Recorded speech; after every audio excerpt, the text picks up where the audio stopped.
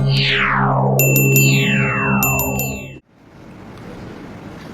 اللہ الرحمن الرحیم الحمد للہ وکفا والصلاة والسلام علی سید الانبیاء وعلی آلہ المجتبی وعلی اصحابہ الکرماء وعلی اولیائہ الشرفاء اما بعد فاعوذ باللہ من الشیطان الرجیم بسم اللہ الرحمن الرحیم انا انزلنا الیک الکتاب بالحق لتحکم بین الناس صدق اللہ مولانا العظیم یا اکرم الخلق مالی من الوذ به سواک عند حلول الحادث العممی مولاي صل وسلم دائما ابدا علی حبیبک خیر الخلق کلہم۔ جیسا کہ آپ سب دوستوں کے علم میں ہے، جمعۃ المبارک کی مجلس میں ہماری گفتگو کا موضوع اور عنوان مستقل بنیادوں پر قرآن مجید ہے۔ قرآن مجید کا ترجمہ، قرآن مجید کی تفسیر۔ آج اس حوالے سے ہماری تیسری نشست ہے۔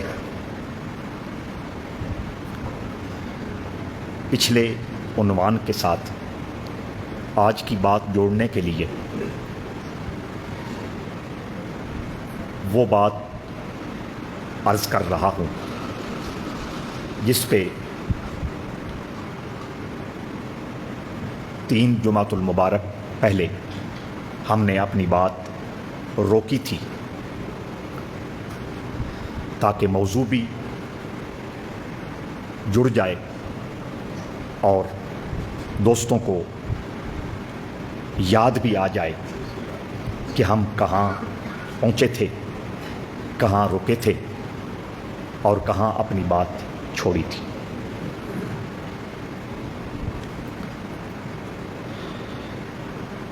ابن خلدون کا حوالہ دیا تھا۔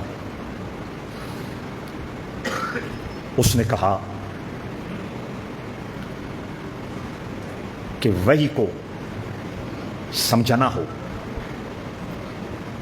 تو اس کے لیے ایک سادہ سی بات یہ ہے،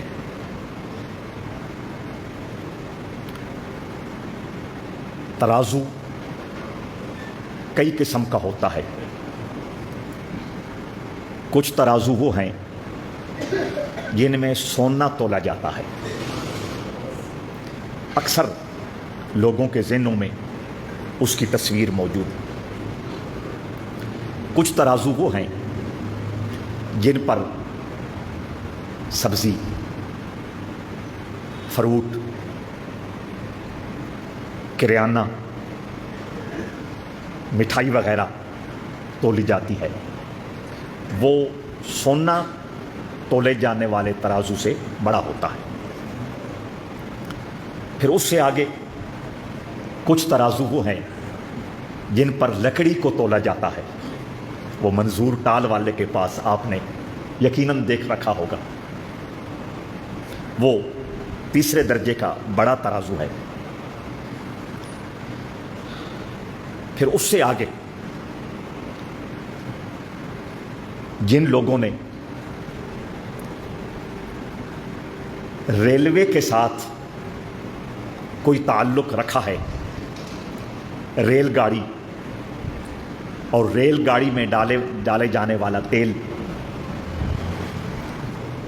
اس حوالے سے جن کی کچھ معلومات ہیں، اور اگر نہیں تو آپ جا کے دیکھ سکتے ہیں۔ کچھ ترازو اتنے بڑے ہیں جن کے اندر ہزاروں ٹن کا تیل تولا جاتا ہے۔ سونا تولنے والا ترازو، دکاندار کے پاس رکھا ہوا ترازو، लकड़ी के टाल वाले दोस्त के पास रखा हुआ तराजू, और फिर वो तराजू जिसमें टनों के हिसाब से तेल तोला जाता है, उसकी अपनी हैसियत है। और फिर इससे आगे चले जाएं, बहरी जहाज़ों के अंदर एक ऐसा तराजू मौजूद होता है, बटन दबाने से ये पता चल जाता है कि इस पूरे बहरी जहाज का अपना वजन कितना है।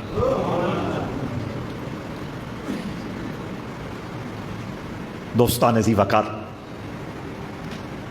अब बात समझना मुश्किल नहीं रही। बहरी जहाज तोलने वाला तराजू अपना काम करेगा, रेलवे के तेल को तोलने वाला तराजू अपना काम करेगा, मिठाई फरोश या किराना फरोश या सब्जी फरोश के पास रखा हुआ तराजू अपना काम करेगा, और सोना तोलने वाला तराजू अपना काम करेगा। अगर दुकान पर रखे हुए कंडे और तराजू पे आप लकड़ियां तोलने लगे, अगर रेलवे के पास रखे हुए तराजू पे आप बहरी जहाज तोलने लगे,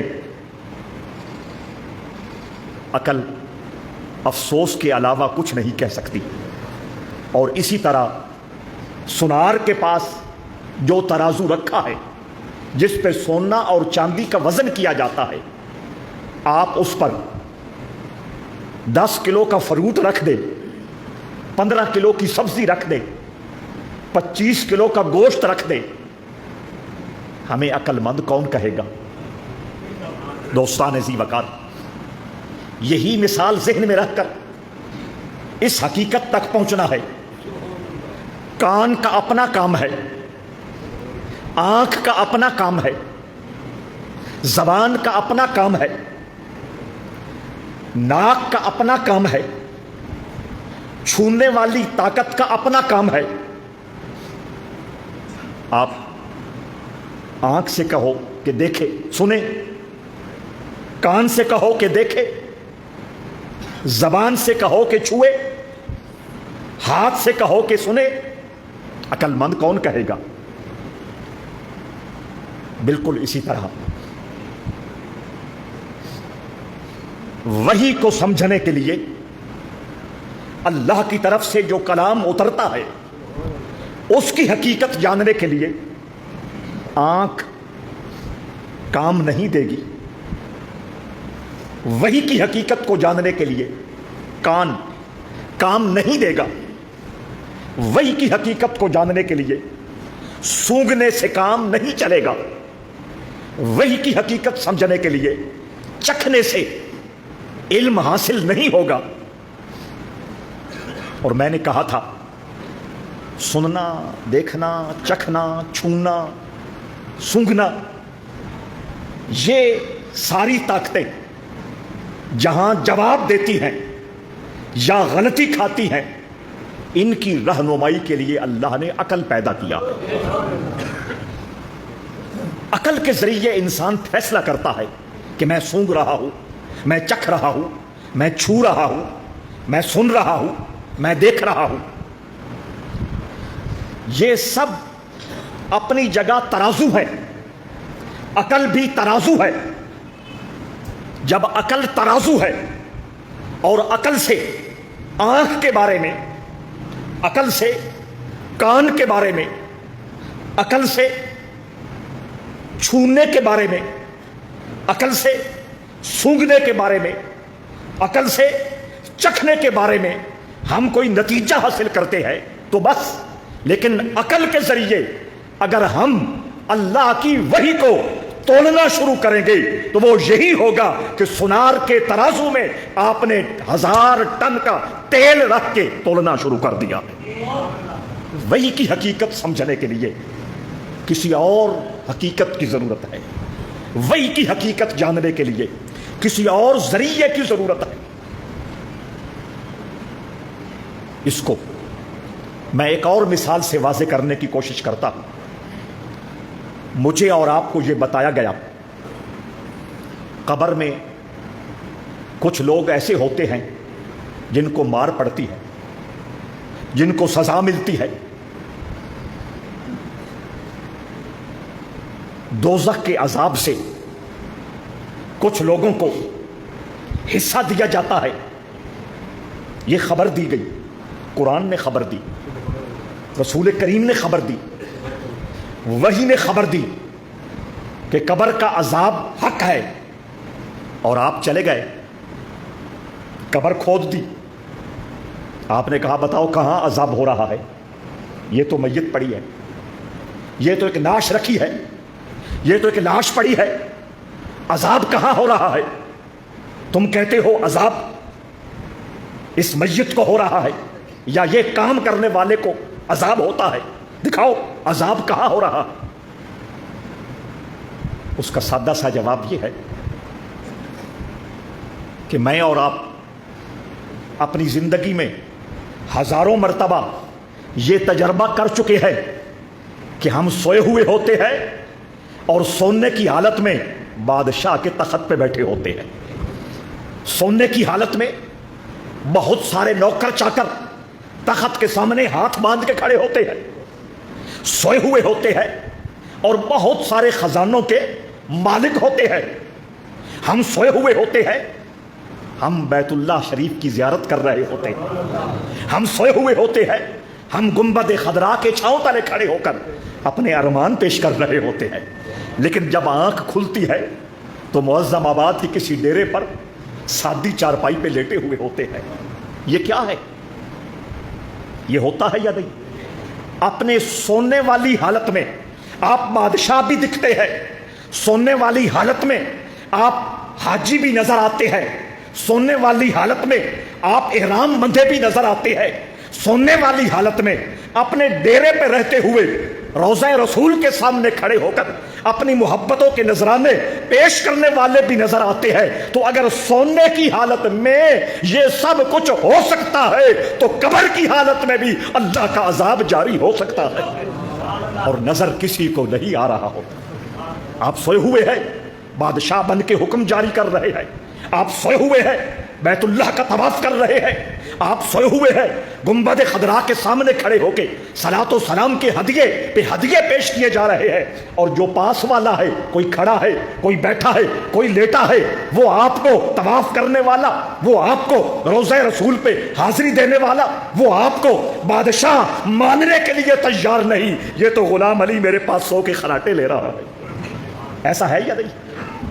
تو جس طرح یہ سوتے ہوئے ہم دیکھتے ہیں کہ انسان لیٹا ہوا ہے اور انسان گہری نیند کی آغوش میں جا چکا ہے، لیکن سوتے ہوئے وہ کہاں سے کہاں پہنچ رہا ہے، اسی طرح قبر کے اندر میت بھی کبھی عذاب سے دوچار ہوتا ہے، کبھی جنت کی نعمتوں سے بہار میں ہوتا ہے. تو اس حقیقت کو سمجھنے کے لیے کہ وہی کیا ہے، آنکھ کام نہیں دے گی، کان کام نہیں دے گا، زبان کام نہیں دے گی، ناک کام نہیں دے گا، چھونے سے وہی کی سمجھ نہیں آئے گی، سوچنے سے، فکر کرنے سے، غور کرنے سے وہی کی سمجھ نہیں آئے گی. توجہ چاہتا ہوں، یہی تو اللہ بات سمجھانا چاہتا ہے. جہاں تمہارے عقل کی پرواز مک جاتی ہے وہاں سے اللہ کے وحی کا آغاز ہوتا ہے. اس کو کبھی بھی اپنے ظاہری حواس سے نہ سمجھنا، اس کو کبھی بھی عقل کے گھوڑے دوڑا کر وحی کی حقیقت کو جاننے کی زحمت اور تکلیف نہ اٹھانا. فکر مند اور پریشان ہو جاؤ گے، کبھی بھی منزل پہ نہیں پہنچو گے. جہاں عقل کا گھوڑا رک جاتا ہے، آگے منزل عقل کی ختم ہو جاتی ہے، وہاں سے جو حکم جاری ہوتا ہے وہ حکم خدا ہوا کرتا ہے اور اللہ کی وحی ہوا کرتا ہے. یہ وہ وحی ہے جو رحمت عالم صلی اللہ تعالی علیہ وآلہ وسلم کے سینہ مبارک پہ رب کریم نے اپنے فیض سے نازل فرمائی ہے. اللہم صلی علی محمد وعلی آل محمد وبارک وسلم. وحی اس کو کسی پیمانے سے تولا نہیں جا سکتا. کسی ترازو پہ تولا نہیں جا سکتا، کسی کتاب سے سمجھا نہیں جا سکتا، کسی مدرسے کسی ادارے میں رہ کر اس کی حقیقت کو جانا نہیں جا سکتا۔ عرفات کا میدان ہے، اللہ کے حبیب صلی اللہ علیہ وآلہ وسلم اونٹنی پہ سوار ہیں، آیت نازل ہونا شروع ہوئی، الیوم اکملت لکم دینکم واتممت علیکم نعمتی ورضیت لکم الاسلام دینا۔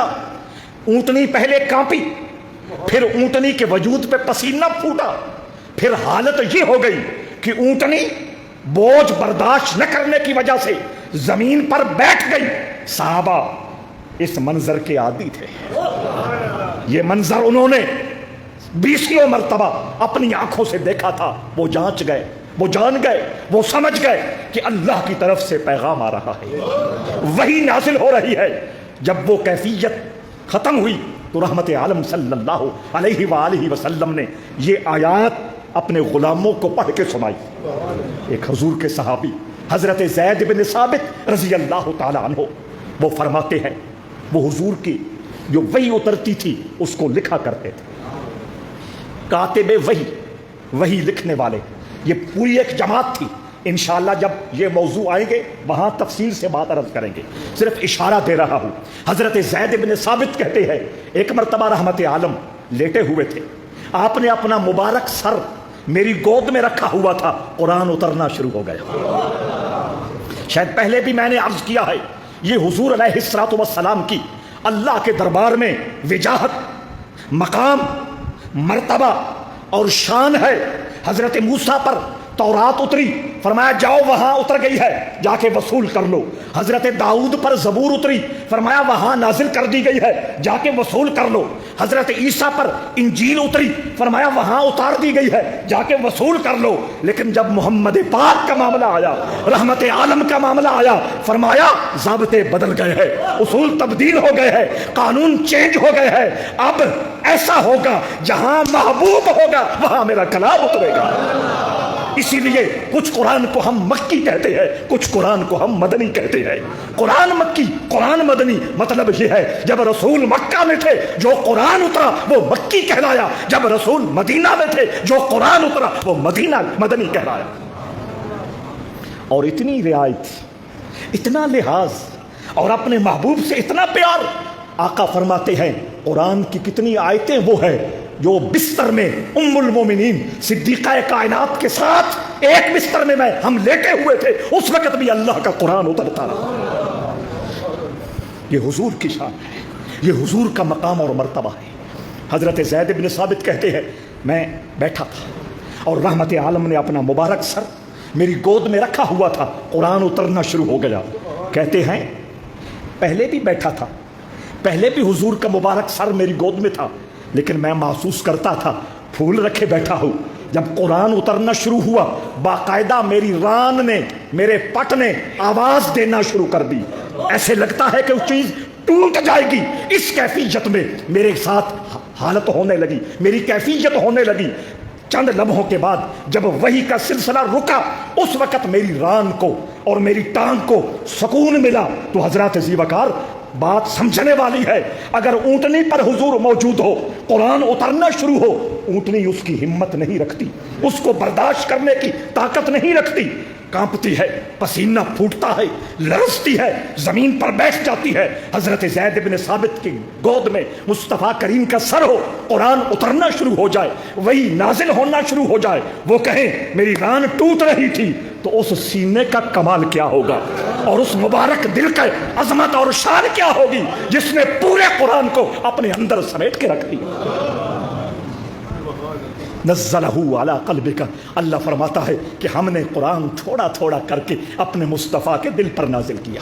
میں اس پہ آگے جا کے تفصیلاً بات کروں گا۔ قرآن اترنے کے لیے اللہ نے 2 لفظ قرآن میں استعمال کیے ہیں، آپ نے بھی سنے ہوئے ہیں، اور طالب علم اس کو بڑی آسانی سے اور جلدی سے سمجھ جائیں گے۔ کہیں اللہ نے کہا نزلہ، کہیں اللہ نے فرمایا انزلنا، سنے ہوئے ہیں نا، انزلنا اور نزلہ، اس میں فرق ہے دوستان ذیوقار۔ تو اللہ فرماتا ہے نزلہ علی قلبک، انزلنا کا مطلب ہے ہم نے اکٹھا اتار دیا، نزلہ کا مطلب ہے ضرورت کے مطابق اتارا۔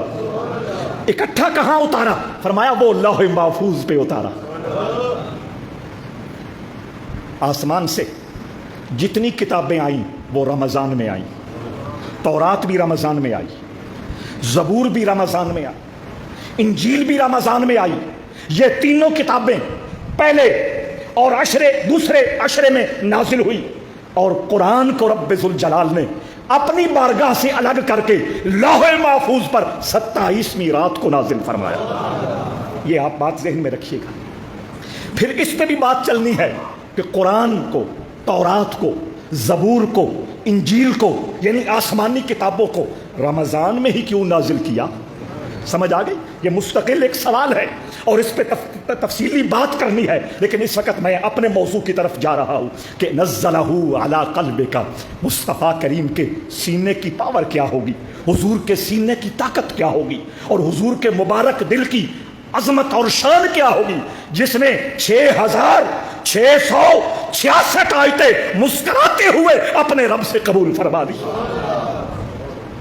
تو وہی اس کو کسی ظاہری طریقے سے سمجھنا ممکن نہیں ہے۔ اس کے لیے نہ حواس کام دیں گے نہ عقل کام دے گی، اور میں نے کہا جہاں عقل مکتی ہے، جہاں عقل کا اختتام ہوتا ہے، وہاں سے وحی کی حقیقت کا آغاز ہوتا ہے۔ عقل پہ بھی ہم نے بات کرنی ہے، لیکن وہ موضوع جن کو قرآن نے خود کھولا ہے ان پر پہلے بات کرنے کی ضرورت۔ خود قرآن نے عقل کی اہمیت کو بیان کیا ہے، عقل کی ویلیو کو بیان کیا ہے، عقل کی حیثیت کو بیان کیا ہے، عقل کو اللہ نے کیسے پیدا کیا، اللہ نے عقل سے کیا کیا کام لینے کا حکم دیا، وہ پوری ڈیٹیل اور پوری تفصیل خود اللہ نے اپنی کتاب میں بیان کر دی ہے۔ وہی یہ وہ نور ہے جس کو حاصل کرنے کے لیے رحمت عالم صلی اللہ تعالی علیہ وآلہ وسلم حرا کی غار میں چلے ادا کرتے تھے۔ کتنے کتنے دنوں کا کھانا پانی لے کر آپ غار حرا میں تشریف لے جاتے، وہاں اپنے رب کی یاد میں مگن ہو جاتے، اللہ کے ذکر میں مصروف ہو جاتے۔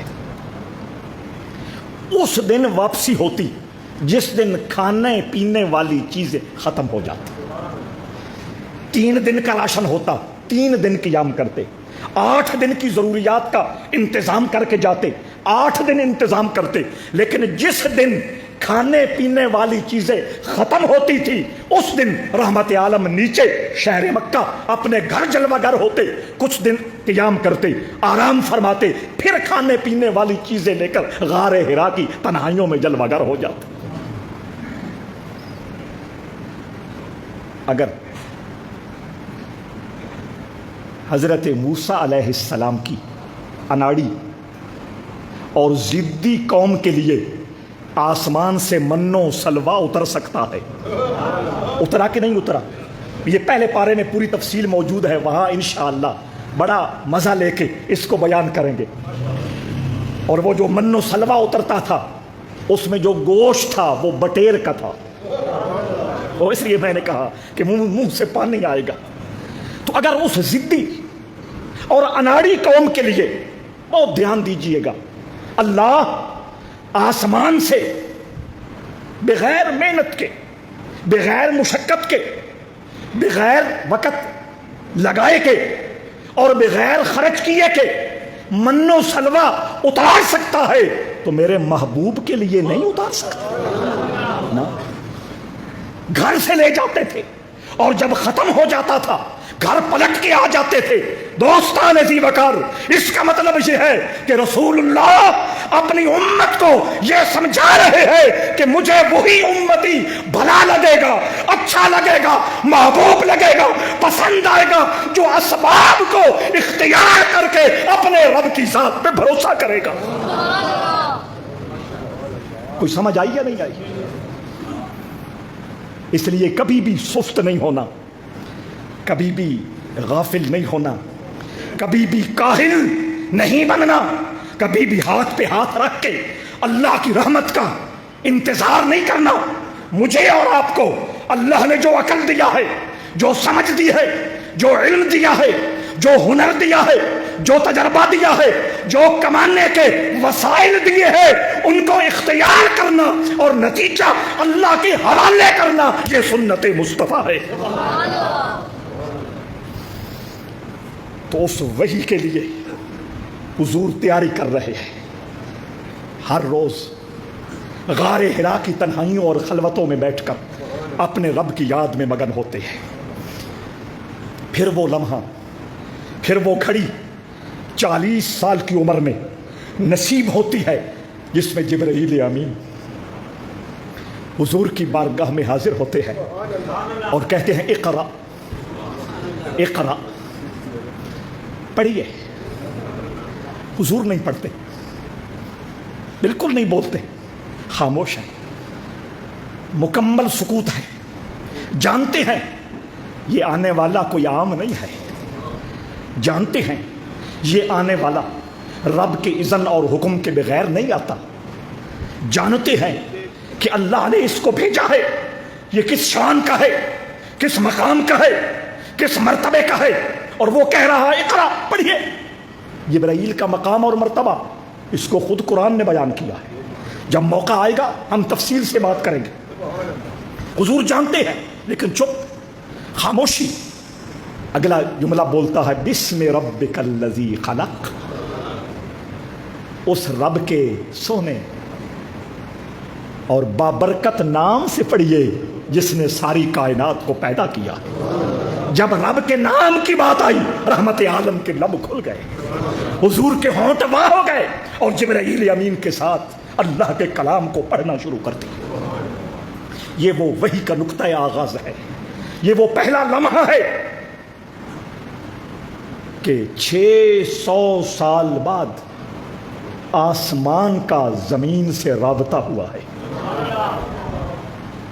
آقا کریم اور حضرت عیسیٰ کے درمیان کتنا عرصہ گزر گیا؟ 600 سال گزر گئے۔ حضرت عیسیٰ پر وحی اترتی تھی، وحی اترنے کا مطلب یہ ہے کہ آسمان کا رابطہ اللہ کی زمین سے ہوتا تھا، سبب وحی تھا، ذریعہ وحی تھا۔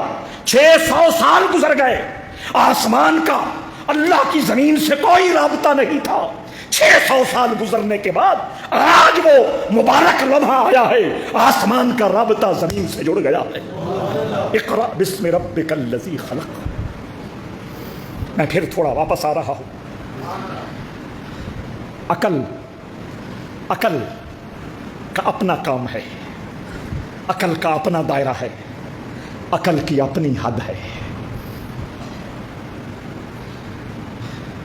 یہ جو ڈیرہ جات کے دوست بیٹھے ہیں یہ تو زیادہ باریکی میں نہیں جاتے،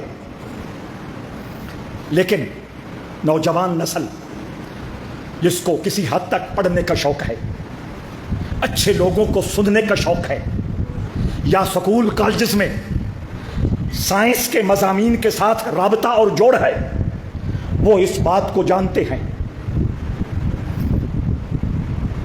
کہ آج تک عقل کے ذریعے جو کام ہوئے ہیں، جہاز بنے ہیں، کشتیاں الیکٹرانک بنی ہیں،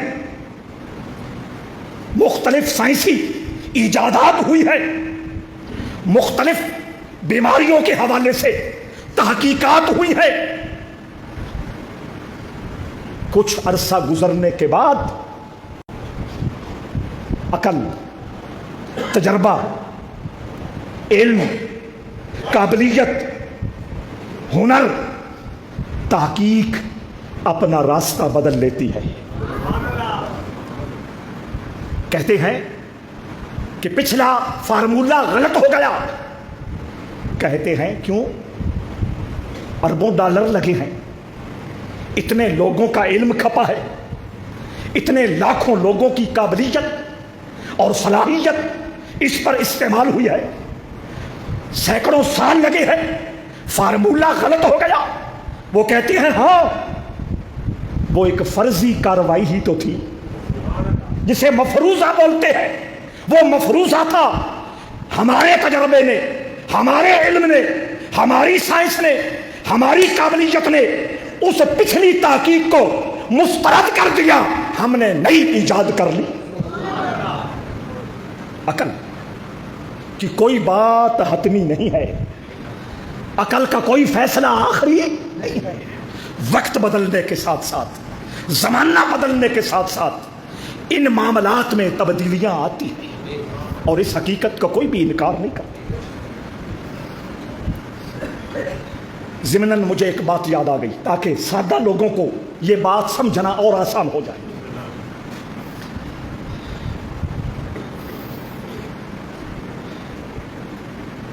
یہ عیسیٰ خیل، موسیٰ خیل کا علاقہ میاں والی سے آگے، وہاں کا ایک شخص بہت دلیر اور بڑا لڑاکا، کبھی سر سے پگڑی اتارتا تو سر میں اتنے زخم نظر آتے کہ گنے نہیں جا سکتے۔ اب خود اندازہ لگا لیں،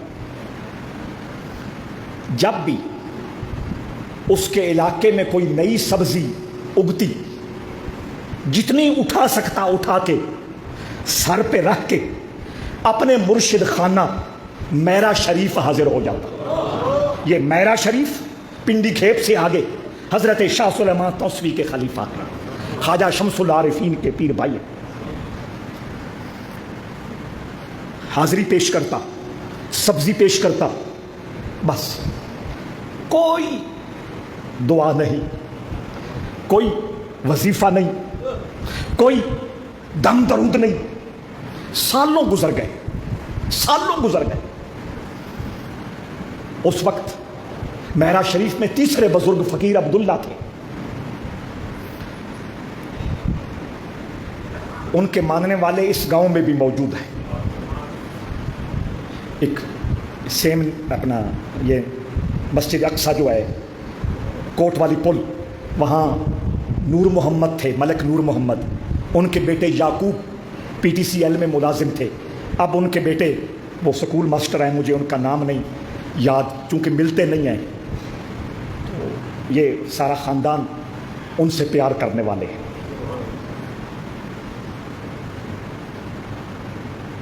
فقیر عبداللہ، ایک دن فقیر عبداللہ نے کہا، بابا سالوں سے آ رہا ہے، کبھی کوئی خواہش نہیں کی، کبھی کوئی آرزو نہیں کی۔ بابا نے کہا مجھے کوئی ضرورت نہیں، میں آپ کی دید کرتا ہوں، زیارت کرتا ہوں، میرا رانجھا راضی ہو جاتا ہے۔ فقیر کہنے لگے پھر بھی کوئی بات ہے تو بتاؤ، کوئی خواہش ہے تو بتاؤ، کوئی آرزو ہے تو اس کا ذکر کرو۔ جب انہوں نے تکرار کیا، اصرار کیا، کہنے لگا ایک آرزو ہے، اس شرط پہ بتاؤں گا کہ پوری ہو، ورنہ نہیں بتاؤں گا۔ فقیر عبداللہ صاحب نے کہا بولو۔ کہنے لگا آرزو یہی ہے کہ جب مر جاؤں دل اللہ کا ذکر کر رہا ہو،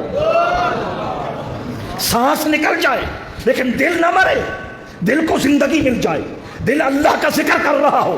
فقیر عبداللہ چپ ہوئے، خاموش ہو کے بیٹھ گئے۔ بابا کچھ میری طرح جلد باز ہوگا، کہنے لگا ایسے تو آنکھیں آنا۔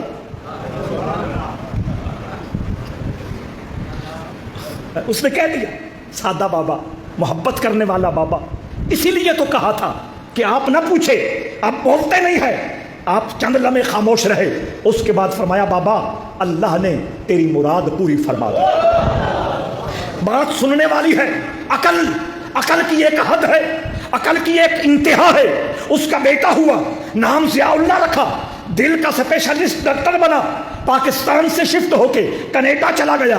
کینیڈا، امریکہ، ان ساری ریاستوں میں اس کی ڈاکٹری کو سلام کیا جاتا تھا۔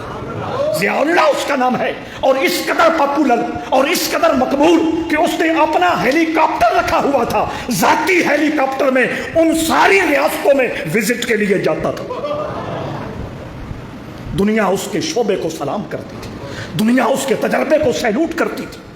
اس کے پائے کا اس کے دور میں کوئی ڈاکٹر اس ایریے میں نہیں تھا۔ ایک دن بابے کا فون گیا، میں جاننے والا ہوں آ جا۔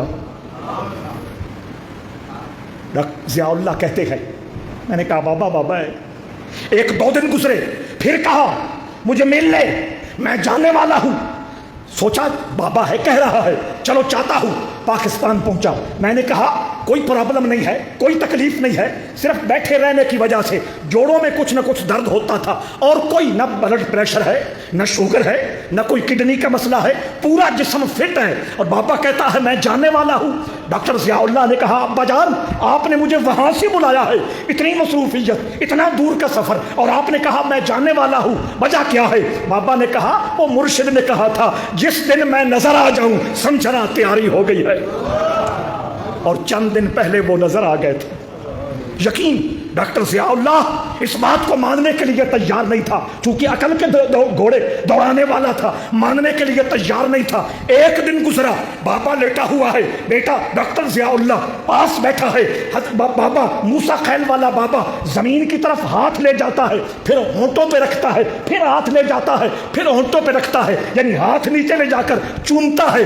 ضیاء اللہ ڈاکٹر بیٹا کہتا ہے بابا کیا کر رہا ہے؟ یہ خواجہ احمد مہروی آ گئے, یہ خواجہ احمد ثانی مہروی آ گئے, یہ فقیر عبداللہ آ گئے. کلمہ شریف پڑھتے ہوئے دنیا سے رخصت ہو گیا. اب اس وقت ضیاء اللہ کے ہوش واپس آئے کہ چلو جو بات کی تھی وہ تو پوری ہو گئی. اب ایک اور بات بابا کہتا تھا کہ بابے نے کہا تھا, فقیر عبداللہ نے کہا تھا جب میں آ جاؤں سمجھنا وقت پورا ہو گیا ہے, اور انہوں نے مجھے ضمانت دی تھی تیرا دل حرکت کرتا رہے گا, تیرا دل اللہ کے ذکر میں مگن اور مصروف رہے گا. حضرت ذی وقار ڈاکٹر ضیاء اللہ کو چونکہ کچھ یقین ہو چکا کہ وہ پہلی بات بزرگوں کی سچی ہو گئی, اس نے نبض دیکھی, نبض رک گئی تھی, اس نے کہا نہیں یہ نہیں ہو سکتا. پھر خیال آیا, اپنا کان سینے کے پاس دل کے قریب کیا, دل دھک دھک بھی کر رہا تھا, اللہ اللہ اللہ اللہ اللہ اللہ بھی کر رہا تھا.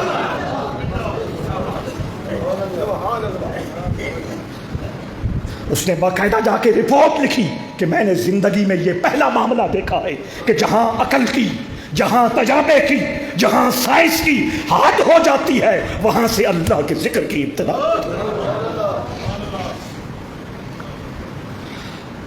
باپ کو دفنانے کے بعد باپ کے مرشد خانے پہنچا. فقیر عبداللہ تو نہیں تھے, ان کے بیٹے مقبول صاحب تھے. میں نے ان کی زیارت کی ہے 2007 میں. ان سے کہنے لگا بہت پڑھا ہے, بہت نام کمایا ہے, بڑا پیسہ بنایا ہے, شہرت کے بھی آخری نقطے پہ کھڑا ہوں, پر یہ بات سمجھ نہیں آئی. تو اب وہی کا مقام کیا ہوگا؟ آ جائیے حضرات ذی وقار, وہی کے نظام کو اب بہت توجہ, کچھ باتوں میں اور زیادہ دھیان دینا ہے. وہی کے نظام کو اللہ نے آنکھ کے تابع, کان کے تابع, زبان کے تابع, ناک کے تابع, چھونے کے تابع, عقل کے تابع, کسی ادارے کے تابع, کسی سسٹم کے تابع, کسی نظام کے تابع نہیں کیا. اللہ نے وہی کے نظام کو براہ راست اپنی ذات کے ساتھ جوڑ کے رکھا. شاہ جی توجہ, اللہ نے انسان کو کس لیے پیدا کیا؟ صرف اور صرف انسان کو اس لیے پیدا کیا کہ انسان اپنے مالک کو پہچان جائے.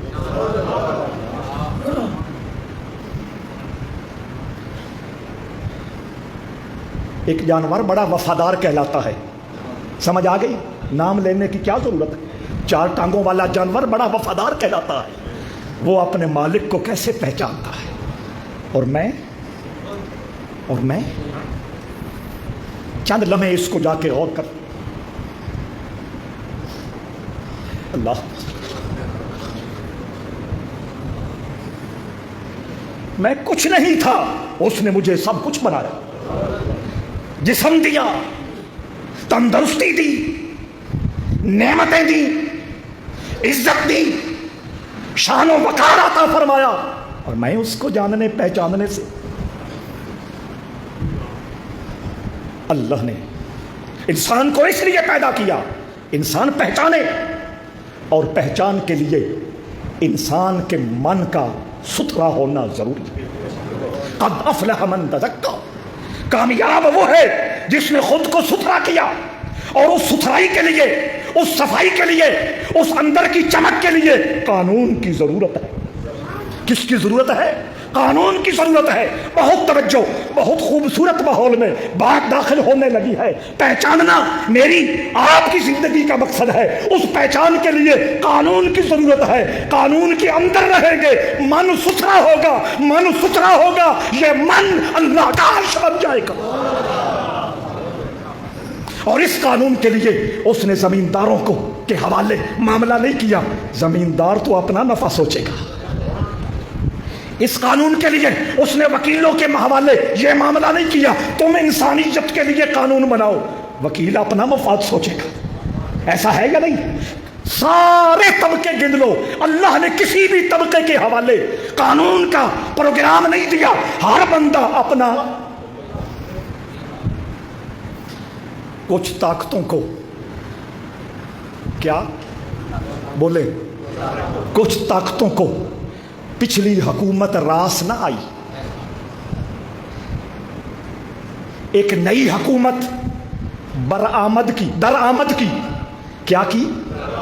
باہر سے منگوائی، پچھلی راس نہ آئی، ایک اور حکومت باہر سے منگوائی، اور اس حکومت کا ایک ایک فرد کرپشن میں مبتلا تھا، ہر دھندے میں مبتلا تھا، ہر گندگی میں مبتلا تھا۔ انہوں نے 15 مہینوں کے اندر میرا سوچا، تیرا سوچا، یا کچھ سمجھ آئی یا نہیں آئی؟ اب اللہ اپنے قانون کو وکیلوں کے حوالے، سیاستدانوں کے حوالے، بادشاہوں کے حوالے، دکانداروں کے حوالے، بزنس کمیونٹی کے تاجروں کے حوالے، مختلف عہدوں پر بیٹھے ہوئے افسروں کے حوالے نہیں کرنا چاہتا، چونکہ اللہ سب کا اللہ۔ آئے آئے کیا بتا، میرے آقا نے فرمایا اللہ بولتا ہے انا عند ظن عبدی، اے میرے بندے میرے ساتھ تو جو گمان کرے گا میں اسی کے مطابق تیرے ساتھ سلوک کروں گا۔ اپنا گمان خوبصورت کر کے اس مجلس سے اٹھیے، اللہ کے بارے میں یہ یقین کر کے اٹھیے کہ اللہ سے بڑا رزاق کوئی نہیں، اللہ سے بڑا ستار کوئی نہیں، اللہ سے بڑا پردہ پوش کوئی نہیں، اللہ سے بڑا پیار کرنے والا کوئی نہیں۔ تو اس نے یہ نظام نہ ہوا سے زہرا کے ذمہ کیا، نہ ہوا سے باطنہ جن کا میں نے اشارہ کیا تھا، شعور، وجدان، بصیرت، ذوق و شوق، عقل یا کسی ادارے کے حوالے نہیں کیا، اس نے قانون کا نظام اپنے ہاتھ میں رکھا، عقل کے حوالے بھی نہیں کیا۔ عقل تو ہر جگہ اپنا مفاد سوچتی ہے، ایسا ہے یا نہیں؟ اس نے یہ نظام اپنے ہاتھ میں رکھا، اور اپنے ہاتھ میں رکھ کے اس نے فرمایا انا انزلنا الیک الکتاب لتحکم بین الناس۔ یہ آیت میں نے خطبہ میں پڑھی تھی۔ اللہ فرماتا ہے کہ ہم نے یہ جو قرآن اور کتاب مبین مصطفیٰ کریم آپ کے سینہ پہ نازل کیا ہے، اس کا ایک مقصد یہ ہے، اس قرآن کو قانون کی کتاب سمجھتے ہوئے لوگوں کے درمیان فیصلہ کیا۔ بس یہی کہہ سکتے ہیں کہ وردی ہے یا نہیں وردی، جو بھی بیٹھا ہے اس کو قرآن کے تابع ہونے کی توفیق نصیب ہو جائے، ٹھہراؤ آ جائے گا، سکون آ جائے گا، اطمینان آ جائے گا، معیشت بحال ہو جائے گی، مہنگائی تتر بتر ہو جائے گی، ہر چیز کنٹرول پہ ہوگی۔ اور جب وہ قرآن کے قانون کے مطابق اپنی ڈیوٹی دینا شروع کرے گا، اس کی نظر کبھی اللہ کے عرش کی طرف اٹھے گی، کبھی گھوم پھر کر گنبد خضرا کی طرف اٹھے گی۔ بس یہی تو قرآن کا مطالبہ ہے، یہی قرآن کا تقاضا ہے، یہی قرآن کی ڈیمانڈ ہے۔ تو آ جائیے، ہم نے یہ جو خوبصورت سلسلہ شروع کیا ہے، اس میں مجھے آپ کے ایک اور تعاون کی ضرورت ہے۔ اے نے سوچا ہے پیرا کو تھال رکھ لیا نا اور بات کرنے لگا ہوں، آپ نے ساتھ دیا تو آپ کو اللہ جزا دے گا، نہ دیا یہ دیواریں مجھے سننے کے لیے کافی ہے۔ اگلے جمعہ سے ہم نماز جمعہ 1 بجے سے پہلے پڑھ دیں گے۔ کیا کریں گے؟ 1 جمعہ سے پہلے پڑھ دیں گے۔ اگلے جمعہ کو سے ہمیشہ کے لیے انشاءاللہ، یار زندہ نماز جمعہ 1 بجے سے پہلے پڑھ دیں گے. اچھی طرح سن لیں, مقامی لوگ بھی, مہمان بھی, پیر بھائی بھی. 12:30 اذان ہوگی. جن کی قسمت میں ہوا وہ تشریف لائیں. ہم یہاں سنتیں ادا کریں گے, اور کچھ اللہ نے ذکر کی توفیق دی. میری طلب بھی انہی کے کرم کا صدقہ ہے. قدم یہ اٹھتے نہیں اٹھائے جاتے. جو توفیق ہوئی وہ کریں گے. اس کے بعد عربی خطبہ پڑھیں گے, جماعت کرا دیں گے. ہو گئی. اس کے بعد میں یہاں بیٹھوں گا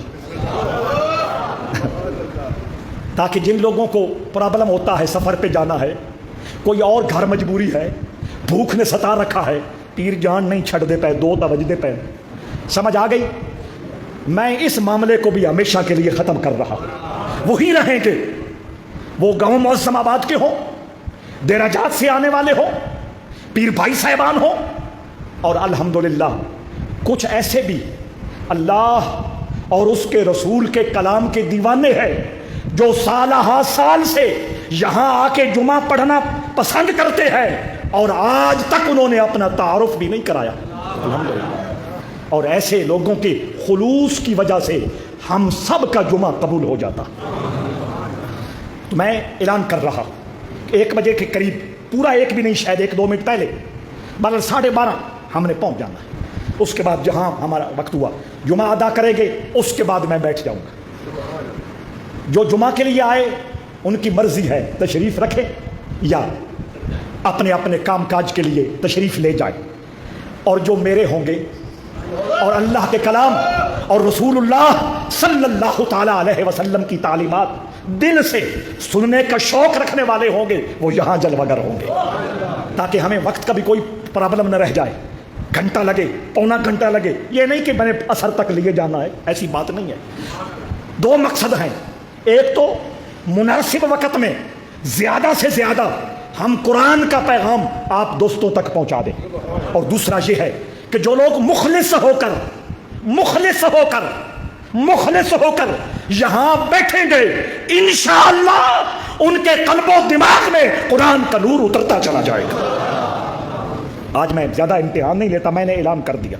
جہاں جہاں آپ جائیں آپ میرا یہ پیغام پہنچاتے جائیں, اور ہم اپنے فیس بک پیج وغیرہ سے بھی اس کا اعلان کر دیں گے. رب ذوالجلال آپ کی محبتوں کے صدقے ہمارے ہر دینی کام میں خلوص رکھ کے اپنی بارگاہ میں قبول فرمائے. وما علیہ الا البلاغ. ہاں, یہ رانجھا والا کھو, وہاں سے محمد اکرام رانجھا دنیا سے چلے گئے, اور ہمارے جمعہ کے مستقل نمازی ہمارے پیر بھائی سرگودا سے مدنی شوارما والے انصر, ان کے والد وہ بھی اس ہفتہ میں دنیا سے رخصت ہوئے. ان سب کے لیے اور پوری دنیا میں جتنے مسلمان رخصت ہوئے سب کی مغفرت, قبر کی آسانی اور روز محشر حضور کی شفاعت کے لیے دعا فرمائیے گا.